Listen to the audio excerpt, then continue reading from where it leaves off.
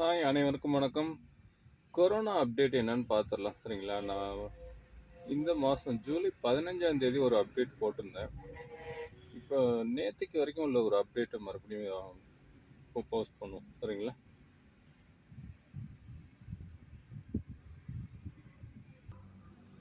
நம்ம இந்த அப்டேட் வந்து ministry of health and family welfare website government of இந்தியாவில் இருந்து தான் நம்ம கொடுக்குறோம் சரிங்களா? 28th வரைக்கும் உள்ள டேட்டா என்னங்கிறது நான் உங்கள் கூட ஷேர் பண்ண போகிறேன். இன்றைக்கி டேட் 29 ஓகேங்களா? 29 ஜூலை 2025. இப்போ பார்த்தீங்கன்னா நல்ல சூப்பரான இம்ப்ரூவ்மெண்ட் இருக்குங்க. கேரளாவில் வந்து இந்த மாதம் 15ஆம் தேதி பார்த்தீங்கன்னா 90 கேசஸ் இருந்தது. இப்போ 25 ஆயிருக்கு. கர்நாடகாவில் வந்து 57 இருந்தது. அதெல்லாம் மாறி இப்போ வந்து எல்லாம் ரெக்கவரி ஆகிட்டு ஒரு 4 கேசஸ் மட்டும்தான் இருக்குது கர்நாடகாவில்.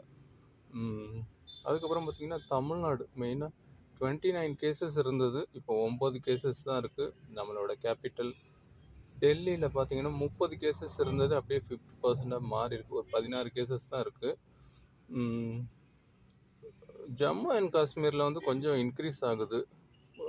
ஒரு டே பிஃபோர் எஸ்டர்டேலாம் ஒரு 4 பேர் இறந்துருக்காங்க.